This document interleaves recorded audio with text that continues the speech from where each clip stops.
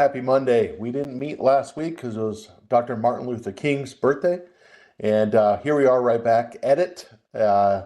Boy, it's been an amazing last 24 hours. Oh, okay. We'll get into those charts in just a moment. Now, just real quick, we'd like to welcome everyone. We got JD HZZZ, Willis NGR, Jay Frost, Life in the Fast Lane. We got Bill Barnhof with us. 7 steps to avoid gain antiquity. Bill, I still think about that. Grace, hello to you. Amanda, hello to you. We also got Rachel Dasha with us. I saw that there was a note about some snow and ice back in her neck of the woods. I think she likes snow, so maybe she can enjoy that. Salt Lake has been just bone dry. No snow here yet. If I was selling snow blowers, it wouldn't be good. So, all right, let's go ahead and get started. Now, remember that Rachel and myself, we post educational content on X. There's my handle, @JamesBoydCS. Also, quick reminder that Rachel will actually send her link there in the chat that we could just click on it and follow her. All right. So just real quick, make sure you're following us there. Now, also remember that with what we discussed, the information is provided for general informational purposes only, should not be considered individualized recommendations. Also, remember that options carry a high level of risk not suitable for all investors. When we talk about, let's say, examples, we will do those in the Paper Money software application. The truth is, if you really want to learn about investing, man, get on the Paper Money. Paper Money allows you to practice. It's not going to have the same emotion as if it was real money, but it is really great to learn the technology, just the functionality, and just really kind of getting as close as you can before someone says, I might consider doing real investing, okay? And also remember that investing involves risk, including loss of principal. Now, today, what I want to do is I want to kind of talk about some setups that we're seeing in the market. We're going to talk quite a bit about gaps, continuation, and I want to really talk about some of these stocks that could be at maybe basing pattern reversals as well. And I want to also talk about some stocks that have upcoming earnings, okay? Now, as we do that, we'll talk about it in context of indicators. When we actually go take a look at, let's say, the markets just briefly, I want to go just real quick to a list. And this list that we actually show here is, I want to let this kind of load here for just a second, is when we look at the indexes, and I include some other ticker symbols in here, okay? And because we're just trying to say, if I had only one list, which list could really give me an idea of what's going on in the market? Of course, the VIX is there, okay? We talked about that last Tuesday. The one thing to kind of notice is we got the NASDAQ, we got the Japanese yen, which has kind of been interesting in the last couple of days, of course. We got the 10-year, we got gold, we got silver, we got S&P 500, Swiss franc, British pound, number of the stocks above the 50-period moving average, the euro, number of stocks above the 200-period moving average, etc. We've got VIX, Russell, Dow, SOX, US dollar, and so on. These are, it's not just looking at equities by themselves, there's some different things, but it really kind of gives us an idea of where is that money, where could it be flowing. Now, some of the differences we actually saw. And so in this list, now, by the way, feel free to put the same list if you want. I can't send you the list, but you could actually take the ticker symbols. Let's talk about how we use it, though.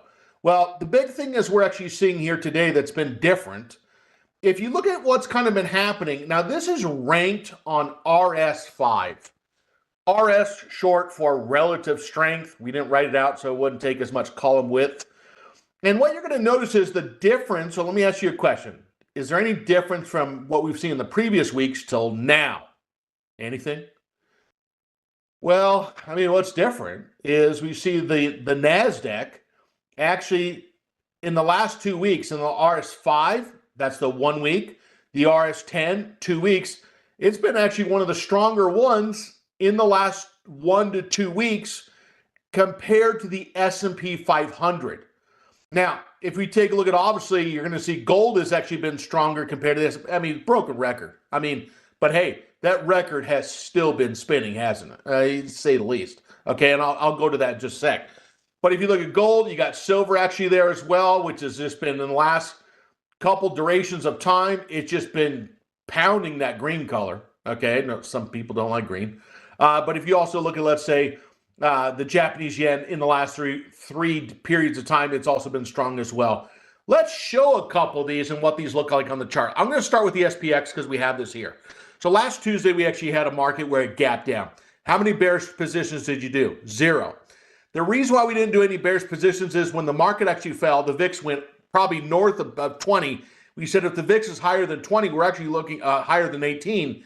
Not looking to actually do bearish positions, looking to actually put on bullish positions. So if we would have gone in last week and done bearish positions, we would have been very good about doing bearish positions at a short-term bottom. Might want to note that. All right. So there's a reason why we don't put on bearish positions, because you're putting on bearish positions at a low probability trade unless the volatility goes up higher. Now, on the gap down, where's the resistance? The resistance on a gap down on a red candle is the open of that candle. Next day, we actually closed above that open price. Significance? All of a sudden, the bears were trying to actually hold the market down, couldn't hold it down. Those bulls come right back in. We actually see it get up to the 20-period moving average.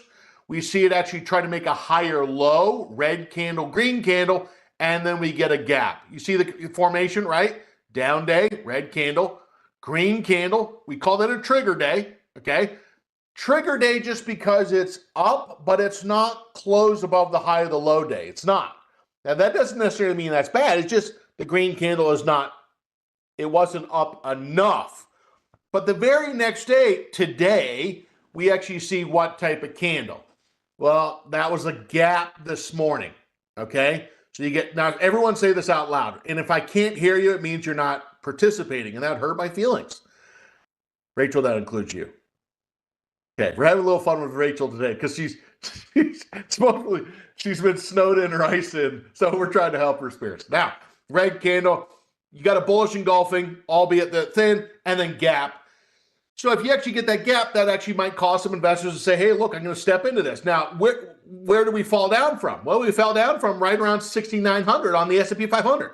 Well, if you close above there, all of a sudden you've gone through 2 different levels of resistance. Okay? Now, if you actually overall take a look at this and we say, okay, where's that old high? Well, that old high is really right around 69.74, which is not that much farther than where we were before. We only got 20 more points and we're at a brand new high again. Okay? Now, I want to actually just quickly speak to the NASDAQ real quick. We talked about the NASDAQ, how it had lagged. We said, could the NASDAQ be kind of maybe starting to fall more in line with what the other indexes were doing? It broke down last week. But again, one of the strongest setups we see in the marketplace is when things break down in the short term to only snap back again. And boy, have we seen that actually move here today. We go back up to these let's say triple tops, if you will. We're right back at it with a moving average crossover. Where could we see that? Well, if you went right back actually to the market watch, if you put the listing there, and I'm going to show you how to put one of these on here as far as script wise. When you pull up the NASDAQ itself, the thing that we did see is, we saw the whole moving average going green for the first time here. It's green today. That's why it's a green box with a number 1 for the duration of time the moving average has been green. The 10 whole counter, the whole moving average being green, and it's been green for the last 2 days. And there is your close above the high of the low day for the NASDAQ. So keep an eye on that NASDAQ. Now, super quick, just real quick, I want to speak to just real quick gold. You know, we talked about 5,000 really on gold. And now, some of you might watch on Friday nights. There's a show about gold. If you know what I'm talking about, maybe you've seen it before. And I was actually, I'll leave that out. Okay. Ran into a client, I'll just say it. I ran into a client Saturday at a tire shop. And anyways, he was a Schwab client. He talked about gold and stuff. And just kind of funny conversation. Always run into Schwab clients out and about. Now, here's the deal. If we look at gold, I know we could say a comment like, well, how much more can it really go? I said 5,000 probably about a month ago with Kevin on the ETF class on Friday. You know, when you look at the last time we really ran up and then we pulled back, you know, as we broke above about that 4,400-ish level, 4,300, you know, the reason why I think the path of least resistance, we really talk about the 200%, which is really the channel extension, but really the 261 is really 5,600. So if we're talking about using Fibonacci's, if we're talking about gold itself, probably would say 5,600 for gold. Okay. Now silver, I said 100, and the reason why I said 100 is that was the 161 extension. If we kind of gave an update and said what might the potential target be, okay. Now remember, I mean, you pay attention. You pay attention to this, okay? 115, okay. Remember, I kind of talked about those two jewelry pieces. I said maybe last week. Maybe I just go see what those are worth. Okay. And well, they're higher than last week. Okay. Well, on silver, probably would say 129. Now, I don't have a whole lot more to say. The one that I do want to talk about just real quick is really copper. Now, you got to remember something. When you look at, let's say, copper, you got to remember if we picked a stock like FCX, a lot of these companies, they're doing gold, silver, maybe multiple precious metals in that mine site, okay? So one thing I want to kind of say just real quick is when we talk about, let's say, the prices of copper, which one might be maybe more apt to maybe potentially break out? Well, it might be copper, okay? Now, what you're going to notice about copper is we got really the prior high, right? We got the prior high. And that prior high, if we go back, it's pretty much been where the new floor has been. We got one touch there. You got two touches actually right there. And on the right-hand side, what you're now going to see is in this case, we're trying to get up through those moving averages again. Now, sometimes people think, well, I need different entry signals. Well, what was wrong with the entry signals before? The answer was nothing. The investor didn't take them. Or the investor actually wrote it for $1 and then dumped it and then never looked at it again. So the biggest actually thing is we're not trying to look for the entry signal of the week. It's called how can we be more disciplined? I don't like it when you talk about responsibility like that. It makes me uncomfortable. Tough. Okay? So if we take a look at this, what you're now going to see is what is a ticker symbol that could be tracking just copper directly. Now, I'm not talking about FCX. I'm not talking about another company, for example, that might have copper in the mine. I'm talking about something that is tracking copper. I think that's very important to actually highlight out. Now, on Friday, we actually talked about directly, okay?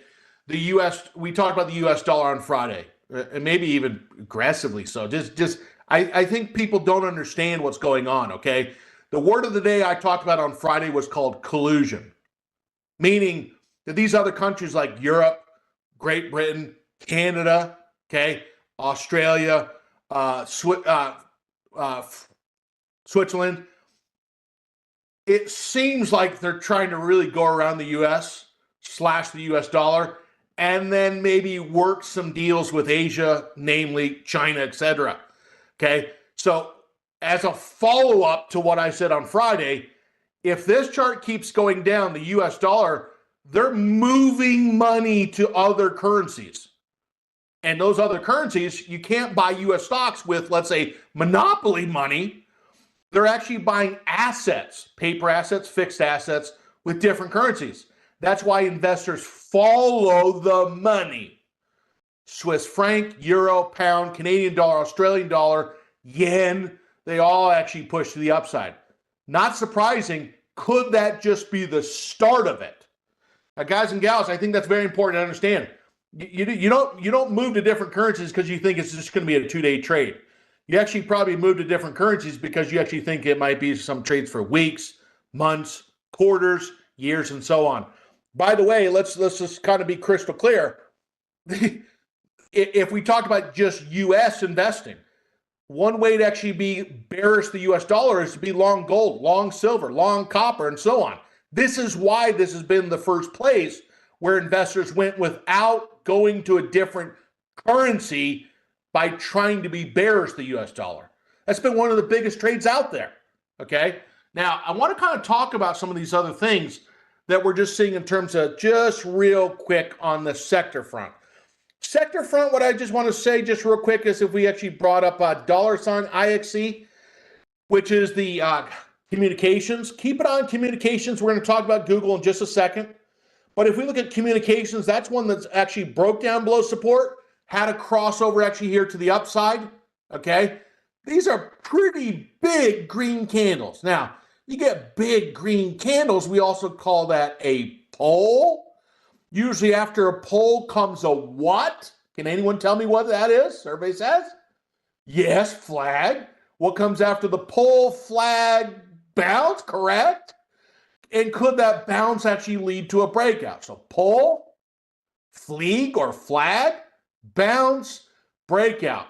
So you might want to be saying, are there any communication stocks? Now type in the chat. Don't just sit there and watch me. Type which ones are in the communication. Now you got a lot of earnings coming out this week. Give me some of them. Don't keep them for yourself. That'd be rude. If we went to Market Watch, S&P 500, and we said, give me the communication, my gosh, a big chunk of it is Google. What? Well, if we said communication, we'd probably be talking about Google. Now, the other one is there is Meta. I'm going to hit that in just a second. Now, I want to actually also just, before we actually go there, of course, basic materials, IXB, not a surprise. We just talked about precious metals, continuation. I think the other one we're going to keep an eye on, we said on this on Friday, but it's gotten another higher low here today so far, is healthcare. This is actually that one where you actually see kind of getting into the apex of the ascending triangle. Now, if we're talking about indicators, well, one of the indicators could be price itself. One of the indicators itself could be, let's say, a MACD divergence. Now, I've gone back and looked. Divergences are really where the price is making lower lows and the oscillator is going in the opposite direction. I have not found materially that if the price is making lower lows and the oscillator is going the opposite direction, that those are better setups historically than what happens if you actually get the price to make higher lows and the oscillator is going in the direction of the price. Have we seen any differences that we could really say over time that we've seen? We haven't. So what the investor's really caring about is the direction of the, let's say, the MACD. In other words, if the MACD at the lowest point was here, when the price was here, and then we actually have the price here, and the MACD not down as far as it was before. What is that telling us? Well, it's actually really telling us that the momentum is building. This is like a stinking volcano where all of a sudden, boom, right? It pops to the upside. Now, the average investor might say, well, I'm going to wait for a breakout. I'm going to wait for a breakout. Well, they get a breakout, now they say they're too late. This is where some people do dollar cost averaging and say, look, I'm going to buy some inside the triangle, add to the position. Option number one, they might just buy the sector itself. Don't miss Captain Obvious. Everyone's looking for these perfect gold companies, and they kind of maybe just miss gold or silver itself. Don't miss the obvious, okay? Now, I'm not going to go to healthcare stocks today, but I think that's notable to actually where some investors might say we're going to keep an eye on that. We also said the energy, which actually hit a high. Don't have anything new there. But discretionaries, I think we need to point out some of these discretionaries do kind of somewhat correlate to communication. Now, let's go back to, just real quick, if you don't mind, let's go back to Google for just a second. Now, a lot of times is we struggle to read the price action. Now, I remember what that felt like, okay? And the biggest actually thing is, I think one of the easiest ways to kind of see the price action is, number one, using the whole moving averages, okay? So number one is if we have a green moving average line like that, 10-period moving average, we got momentum. We have 20-period moving average, the price above that, we got trend.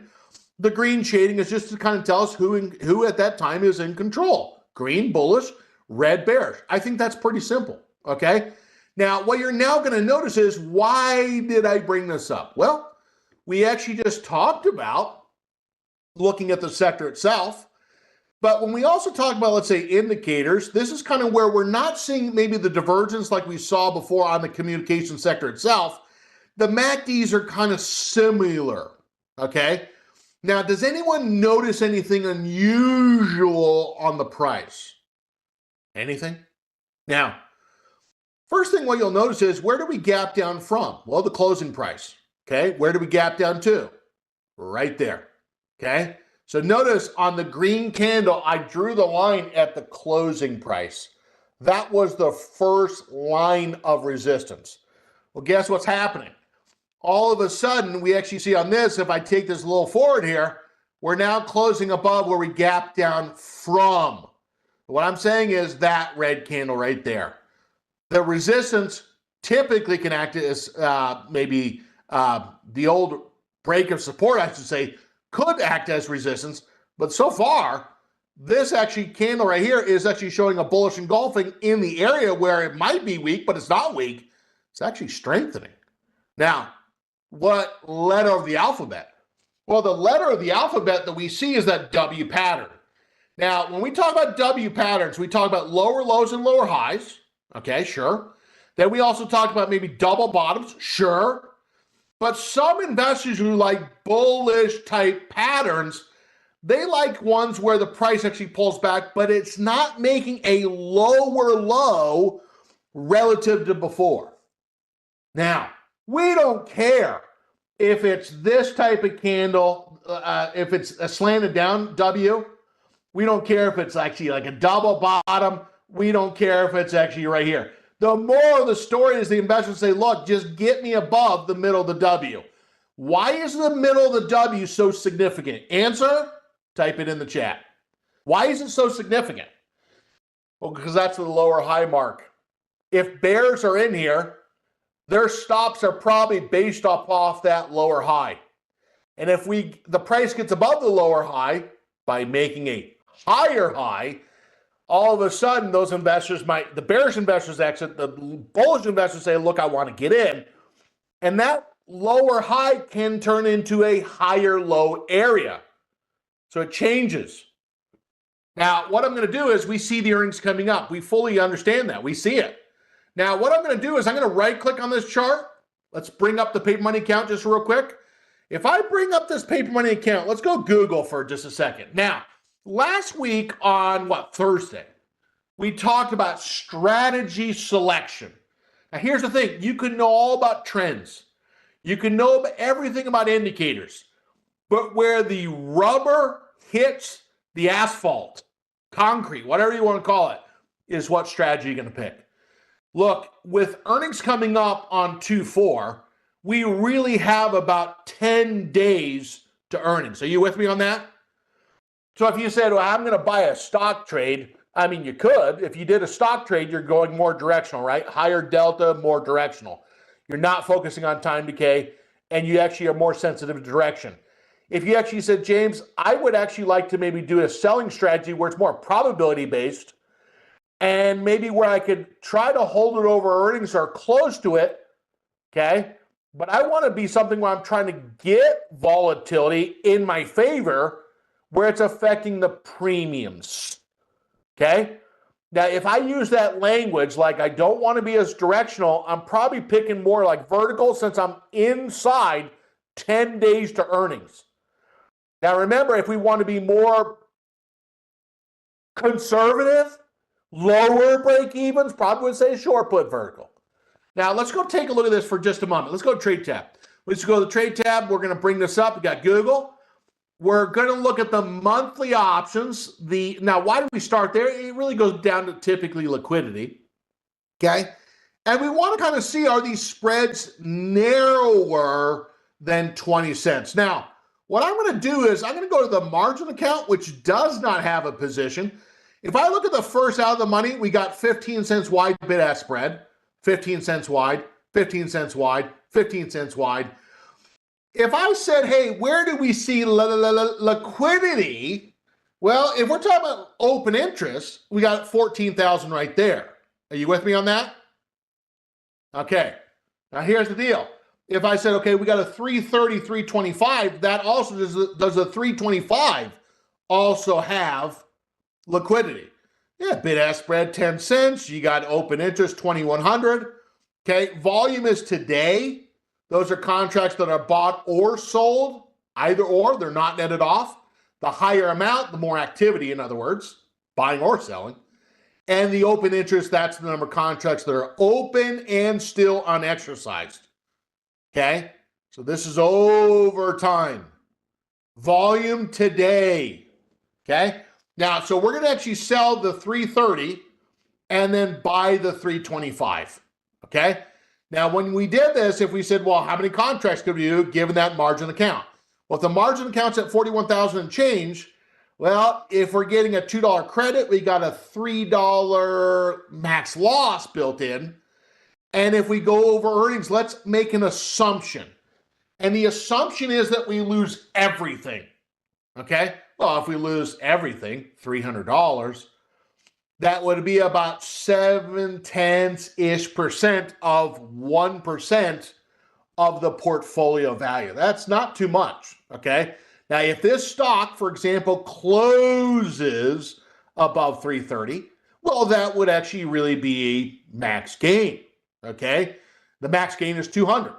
Now, I know we're always saying this, I just want to make more, I want to make more. Well, how about you just try to make some first? Just go to first base, then go to second, then go to third, right? You got to start somewhere. The reason why we're choosing a vertical is because we think the volatility, like a balloon,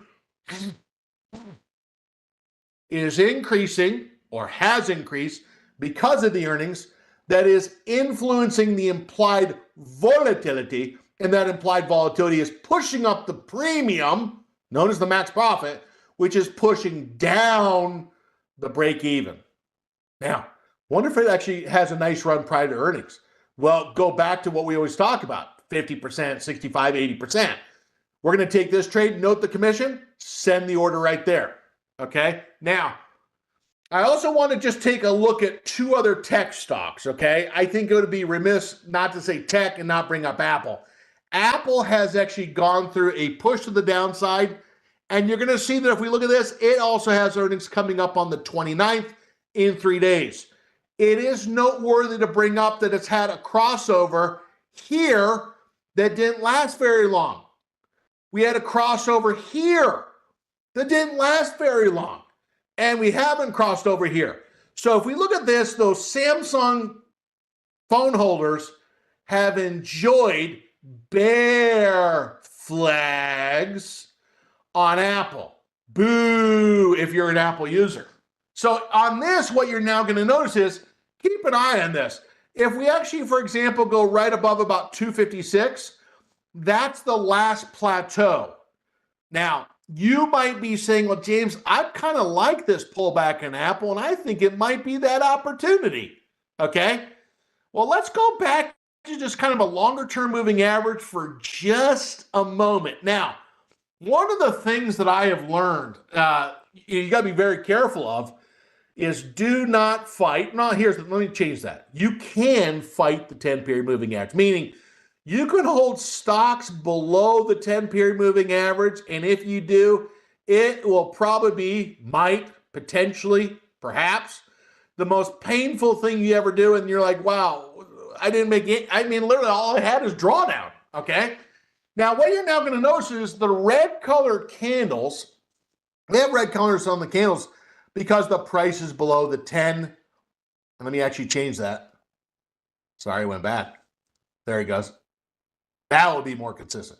So what you're now going to notice is we had red colored candles on the chart when the stock was or is below both moving averages, the 10-day exponential and the 30-day simple.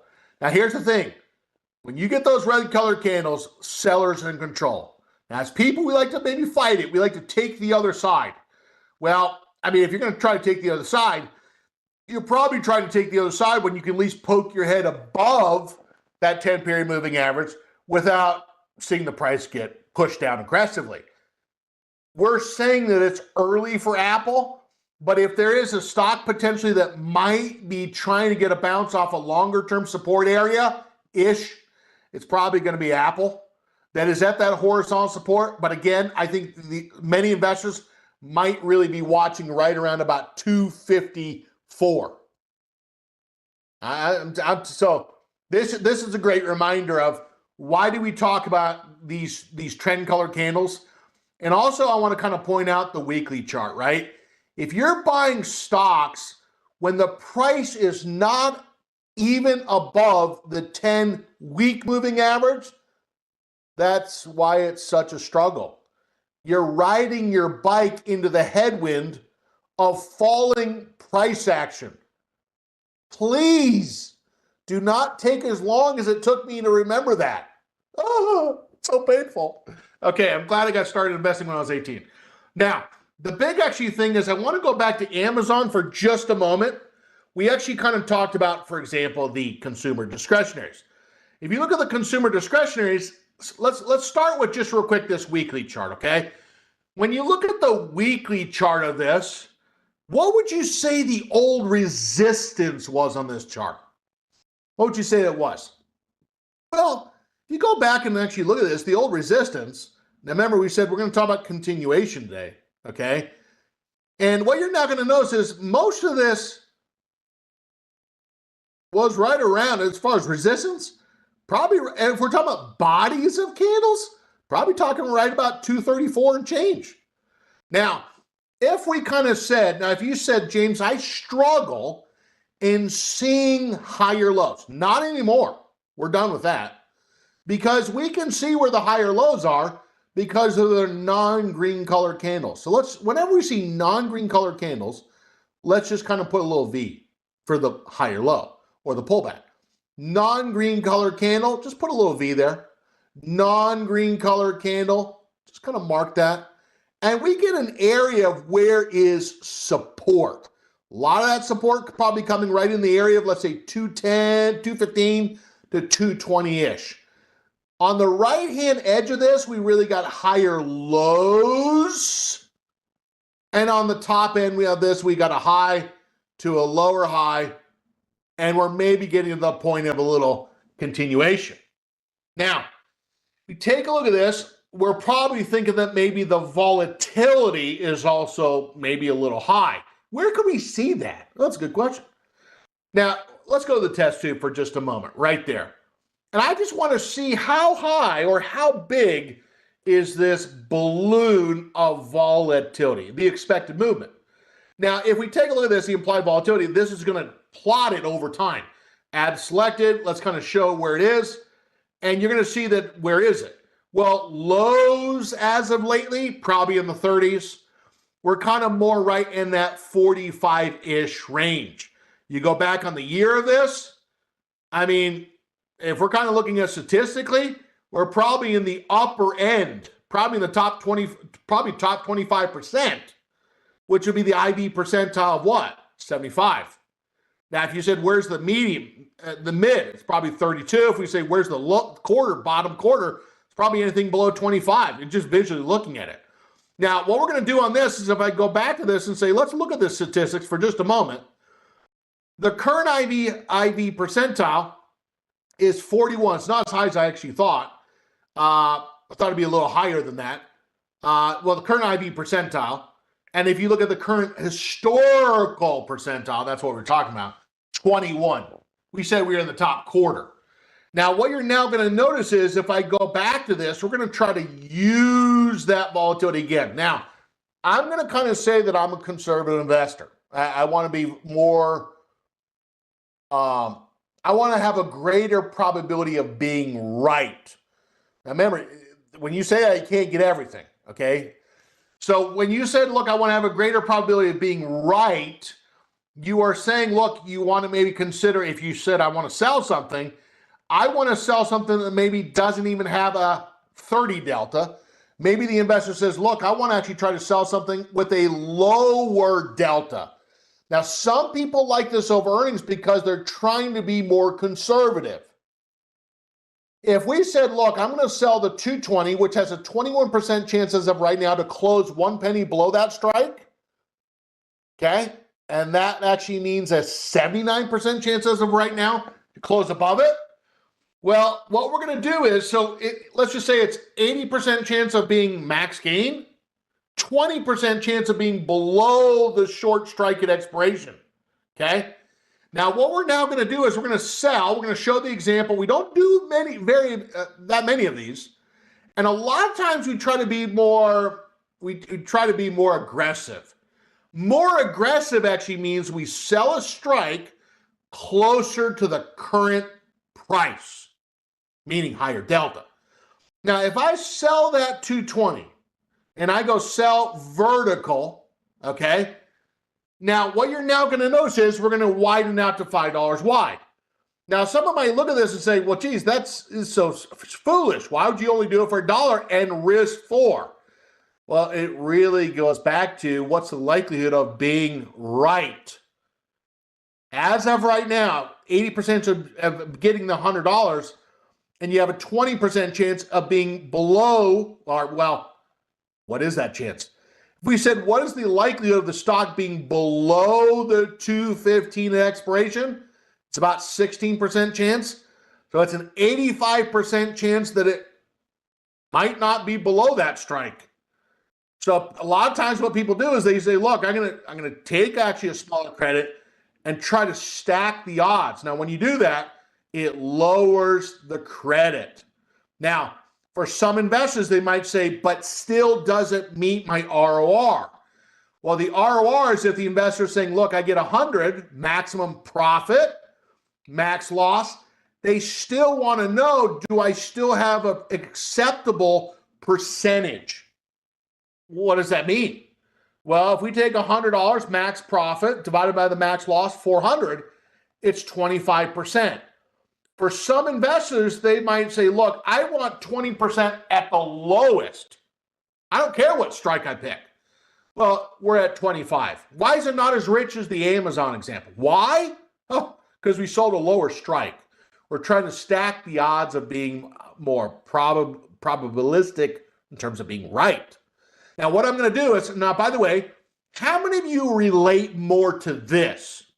That you say, I don't mind to take chances, but I want to give myself maybe a greater chance of being right. Now, if you look at where the stock is now, 239, if we say, where's the break even on February 26th? It's at 219. What does that mean? Well, it means that the stock can go down about $20 to break even. Man, I mean, it's not 40, but 20 is nice. It does give some buffer. Could it go lower? Yeah, darn right it could go lower. Okay. So the biggest actually thing, it gives some buffer room. Okay. Now, what the investor is also really trying to do is have some buffer. Number two, get a credit. But number actually three is to play the volatility. Okay. And now, so trade number one was what? What was trade number one? What was trade number one? Trade number two, now trade number one was being a little bit more aggressive. Trade number two was really Amazon being a little bit more conservative. We're not all the same, are we? Okay. Now, what I'm going to go ahead and do is, in this case, I'm now going to actually go to, we're going to, in this case, do the lower probability, okay? And if I look at this, I'm going to send that. And trade number two, Amazon, selling which one? The 220 and the 215. Okay? Now, I want to look at just a couple other stocks, just kind of see where they are. Let me actually go back to this just real quick. And when I pull up, let's say, CVNA. Now, we talked about Carvana last week, kind of showing that continuation pattern itself. It had a little bit longer kind of drop, if you will. Red shading being sellers are in control. Green buyers more in control. Okay? And if you look at this, a short-term pullback. Now, I want to ask everyone here, what does that maybe mean if when we did have the red shading, that it didn't last very long? How would you read that? Does it tell you anything? I mean, we had the pullback here, it was longer. And you actually look at this one right here, that red shading, it's shorter. Why? Is it telling us anything? Is it telling us anything about sentiment? Takers on that? Now, if I go back to the 3-year weekly, just as I'm getting some answers on that, what does this look like on the weekly chart? That kind of looks more like a bull flag on the weekly chart. Now, what you're now going to notice is on the weekly chart, you can't even see the red shading, okay? I think one of the biggest mistakes, if I could go back and talk to myself, I would say, look, if it was like Back to the Future, I would tell myself, like, James, you better be looking at the weekly charts. I think a lot of times when you look at the daily charts, we overanalyze them. The investor, the whole foundation of the trade is, A, what is the weekly chart doing? And his second question is the price above the 10-period moving average? Because sometimes what happens on the daily chart is just what it is, that it's on the daily chart, okay? So, foundation of the trade. Is the weekly chart showing a bullish trend? Let me just start there, okay? Now, if we go back to the daily chart, what we might say when we get that red shading like we did just recently, it didn't last very long, and the cross is happening right here. Well, the investor might say in this case, those bullish investors might be trying to come back in again. Now, Carvana is kind of an interesting business model. You got this building with windows, and you drive by it, and there's cars in the building. I mean, it's kind of interesting, okay? Well, it's almost like it's like 2100, okay, AD here. The futuristic way to buy a car out of a clear glass building, and it's going to drop down and it just drives to your house. I mean, it's just crazy. I mean, but here we are. Now, when are those earnings? Those earnings are on the 18th, a little bit longer. Now, remember what we always talked about is sometimes when you're inside 3 to 4 weeks prior to earnings, some investors speculate on what they think might happen. Now, when we actually go back to the trade tab for just a moment, I'm going to bring up CVNA, and let's say the investor said, James, I want to see if we can't be a little bit more directional. Now, I'm going to show you something, okay? If the investor said, is every trade an option trade? Example given? No. When you look at the bid-ask spread on this, it's too wide, 265, 255. Look at that one right there, 270. So this one is going to be a stock trade. Even if you went over to the put side, it's too wide. Not everything is going to be an option trade, okay? When I talked about that last Thursday, there's other reasons why an investor might choose, let's say, a stock trade. The one biggest one is they want a higher delta, and the second biggest one is they don't want an expiration, okay? The third biggest is they might want a potential dividend, okay, among other things. Remember, those dividends are not constant. They can change. What we're going to do is going to right-click on this chart. We're going to go buy custom. We're going to go with OCO bracket. Now, what you're now going to notice is I'm going to look at the stop first, okay? If we take this diagonal line underneath and say, where is that diagonal line? It's 443. 443 might be a little low for you, but that's where we're going to set the stop initially. 2% below there, it's going to give us right at the level of 434. Now, the idea is, hey, we're giving us some room initially, but if we can hold the 466, and let's say we bounce to the upside, the investor might say, hey, look, there's a recent breakout, bounce. I'm going to move up my stop more aggressively when we get the bounce. Did we get the bounce yet? We can't say that because it's not hold. The keyword is yet, okay? So the stop initially seems wider, okay? We're waiting to confirm the bounce, okay? Dated GTC, dated GTC. Now, let's imagine we said in this portfolio, we cannot do more than, let's say, $4,000. $4,000 really represents 10% of the portfolio. It's 8 shares. Now, don't laugh at this. We did this last year a couple times with these bigger dollar stocks, and it's amazing. You could be up a couple $100 on just a couple hundred shares, or down a couple $100 on a couple hundred shares. So if we looked at this, if we said, okay, how many shares? We're going to round down to 8 shares, and we're going to put that target there. All right. Now, finishing this out, What we're now going to say is what is maybe that target area. Now, I'm going to go back, and if we kind of put a target here, I'm going to kind of say that target area is really right about there, down. Where was the prior high? Where did it drop down to? And if we put the target on there and said, where might it try to come to? I'm going to put 519, okay? Now, what this really is this is where the trend had an uptrend, then it pulled back, and then it started to consolidate. So our third trade here, Carvana. This week, I want you to be watching out for some of these retracement trades that are in continuation. That's the focus for this week. Something that had a high, retracement, and then actually showing a continuation pattern and think potential extension. Cameron May will be coming up next for our next webcast. I want to say thanks to all of you. Keep an eye also on some of the things we talked about here today. Copper, example given. Could that break out and follow what the other two have done?